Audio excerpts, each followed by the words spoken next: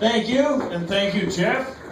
My name is Robert Rule, and I'm going to start by addressing the elephant in the room. Yes, I know I sound like Marvin the Martian being played in slow motion. I admit, though, I didn't find this out until I was in high school. I had to learn the hard way that I sound like Ray Romano if he was more assertive. However, after 4 years, I did learn to accept the fact that, yes, I sound like Chewbacca if he could speak English. I heard a lot of strange things about my voice in high school. I think the weirdest thing I ever heard about my voice was from this one kid who said that I sound like someone shoved penises up my nose. Now, I have to admit, when he said this to me, I did find myself wondering, how the hell do you know what that sounds like anyway? So I have a cousin who works for a non-profit, and he spends a lot of his time traveling to third world countries to help starving people. And he's always trying to tell me why I should donate to his organization. And I get the impression that people in these countries eat Bibles. I told my cousin that joke, and like most of you, he did not like it. Not because I made fun of the Bible, but apparently Jesus freaks don't like being told that they work for a non-profit. Also, they don't like being called Jesus freaks. How about that? Speaking of Jesus freaks, I was in Center City, and I saw one of those crazy people who just stands there and yells about stuff, unaware that absolutely no one is listening to them.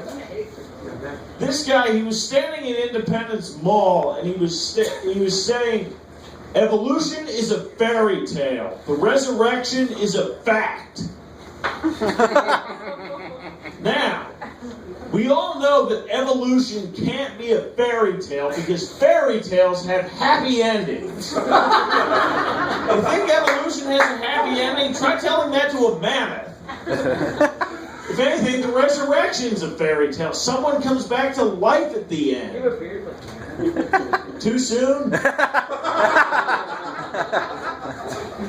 So, a lot of people who've known me my whole life are usually surprised when I tell them that I'm pursuing stand-up comedy, because the thing is, they know me, and they know my family, and they know that I come from a ridiculously functional family.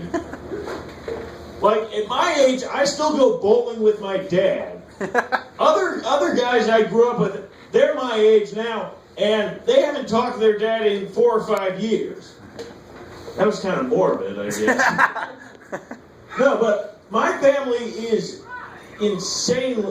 embarrassingly functional. We're the kind of family that if all families were like us, Jerry Springer, Montel Williams, and Dr. Phil wouldn't have TV shows. They'd be Walmart greeters. My family is embarrassingly functional, like I said. I say embarrassing because growing up, I always had trouble relating to the other kids I went to school with. Because they'd say stuff like, oh, my dad's such an absent drunk bastard. He only ever comes home to throw up on my toys. Or my mom is a crazy bitch. I wanted to go out last night, but she said if I leave the house, she'd call the cops and tell them that the clothes I was wearing were stolen. Or they'd say stuff like, my stepdad fucking hates me. He burned me in effigy at the family barbecue last summer. What could I say to that? Wow, guys, I went to a baseball game last night with both of my biological parents, and my mom ate some of my French fries. What a bitch! I realized that my family was insanely functional when it occurred to me that we only get mad at each other over really dumb stuff. Like, in another kid's family, if his father gets mad at him, it's because he was born, and any hopes that Dad had of becoming a professional musician were washed away. When my father gets mad at me, it's because I won 3 games in a row of gin rummy against him.